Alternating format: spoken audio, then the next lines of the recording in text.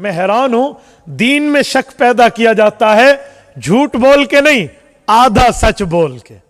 اور یاد رکھو دین میں جھوٹ بولیں گے تو پکڑے جائیں گے، آدھا سچ بولنا یہ پورے جھوٹ بولنے سے زیادہ خطرناک ہے. آدھا سچ بولنا عام آدمی نہ پکڑ سکے.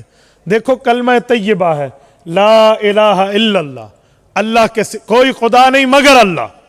اگر اس کو آدھا کر لیں اور ہم کہیں لا الہ کوئی اللہ نہیں، کوئی اللہ نہیں، اور یہاں بات پوری کر لیں تو یہ بات جھوٹی ہوگی. بات تو سچی ہے لیکن آدھا سچ.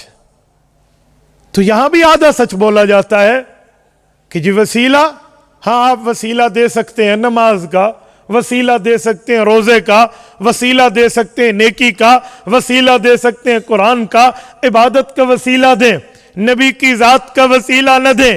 پوچھے جی کیوں؟ بھئی آپ نے ان کا وسیلہ کیوں دیا؟ میں نے کہا پھر کس کا دیں؟ کہ جی نماز کا دیں، روزے کا دیں، نیکی کا دیں، قرآن کا دیں، عبادت کا دیں. میں نے کہا سادے آدمی تیرے من میں کیا چل رہا، تیرے دماغ میں کیا چل رہا؟ اگر نماز کا وسیلہ دیں، نماز ہمیں نہیں ملی، حضور کے وسیلے سے ملی ہے. روزے کا وسیلہ دیں، روزہ ہمیں نہیں ملا، حضور کے وسیلے سے ملا ہے. عبادت کا وسیلہ دیں، عبادت ڈائریکٹ ہمیں نہیں ملی، حضور کے وسیلے سے ملی ہے. قرآن کا وسیلہ دیں، قرآن ہمیں ڈائریکٹ نہیں ملا، حضور کے وسیلے سے ملا ہے. یہ تمام عبادات کا وسیلہ بھی حضور کی ذات ہے.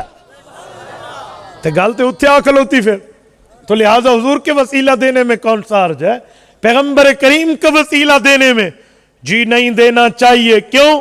قرآن میں نہیں ہے. میں نے کہا یہ بھی جھوٹ ہے جو کہتا ہے پیغمبر کا وسیلہ دے کر اللہ سے مانگو، یہ قرآن کریم میں نہیں ہے. قرآن کریم پر جھوٹ بول رہا، الزام لگا رہا، بہتان پیش کر رہا، ایسی بات نہیں ہے. سورت نمبر 2 سورت البقرہ رکوع نمبر 10 پارہ نمبر 1 آیت نمبر 190 رب کائنات فرماتے ہیں وَكَانُوا مِن قَبْلُ يَسْتَفْتِحُونَ عَلَى الَّذِينَ كَفَرُوا. پہلی امت کے مسلمان جب کافروں سے جہاد کرتے، جہاں پر جہاد کے اسباب اختیار کرتے، وہ تیر رکھتے، تلوار رکھتے، نیزہ رکھتے، وہاں پر کمانے رکھتے، زرہ رکھتے، خود اور جنگی ٹوپیاں رکھتے، گھوڑے رکھتے، اونٹ رکھتے، تو وہاں پر یہ تمام اسباب کے ساتھ ساتھ ایک سبب اور بھی پیش کرتے. میرے اللہ بتائیے وہ سبب کون سا ہے؟ فرمایا وَكَانُوا مِن قَبْلُ، حضور پاک کے آنے سے پہلے یہ مسلمان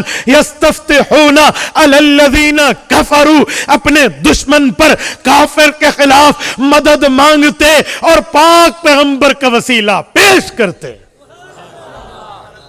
اور انہیں تو فتح مل جاتی. آپ کیوں کہہ رہے ہیں؟ آپ نے کیوں کہا وسیلہ ثابت نہیں ہے؟ بنیاد بھائی وجہ کس نے کہا جی ثابت نہیں ہے؟ کسی ایک نے کہا. بخاری شریف میں حدیث پاک موجود ہے جب بارش کو مانگنے کا وقت آیا، حضرت عمر رضی اللہ عنہ آئے دعا کے لیے، حضرت عباس رضی اللہ تعالی عنہ کو پیش کیا اور عرض کیا میرے مولا عباس کے وسیلے سے بارش دے دے. کا پتہ چلا حضور پاک کا وسیلہ جائز ہوتا تو حضرت عمر یوں دعا کرتے میرے مولا حضور کے وسیلے سے بارش دے دے. حضرت عمر نے حضور کا وسیلہ نہیں دیا، حضرت عباس کا دیا. پتہ چلا وفات کے بعد وسیلہ حضور کا نہیں ہے. میں نے کہا چاچے عقل کو اپڈیٹ کر، اور سادے بندے اگر اہل حق علماء دیوبند سے تیرا واسطہ ہوتا، تعلق ہوتا، ریلیشن ہوتا، رشتہ ہوتا، آنا جانا ہوتا، اہل حق کی تو نے صحبت اٹھائی ہوتی، تجھے اہل حق سے عقیدت ہوتی، اہل حق کی تیرے واسطے سے تجھے دین کی بصیرت ہوتی، تو یوں نہ کہتا تو نے آدھا سچ بولا ہے. علماء حق پورا سچ بولتے ہیں. کھول صحیح بخاری، یہی صفحہ اٹھا، یہی حدیث اٹھا، اسی حدیث کا یہی متن اٹھا، بات پوری کر، بات نکھر کے خدا کی قسم 2 اور 2 4 کی طرح واضح ہو جائے گی. حضرت عمر آئے ہیں، قحط کا زمانہ ہے، بارش نہیں ہو رہی. حضرت عمر عرض کرتے ہیں میرے مولا پہلے ہم حضور کا وسیلہ دیتے تھے، بارش ہو جاتی تھی، حضور پاک کے دور کی بات کی، اللہ حضور پاک کا وسیلہ دیتے، بارش ہو جاتی، اب ہم حضور پاک کے چچا کا وسیلہ دے رہے، بارش برسا دے۔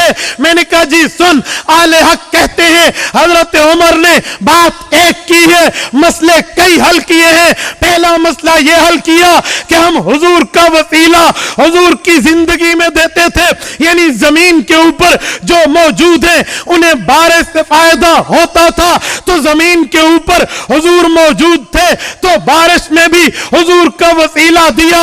اب اللہ کے رسول دنیا سے پردہ فرما گئے، بارش کا فائدہ زمین کے اوپر والوں کو ہے تو اوپر والے کا وسیلہ دیا ہے۔ اور میرے بھائی جب حضرت عباس کا وسیلہ دیا، کیوں دیا؟ کسی اور کا دے دیتے؟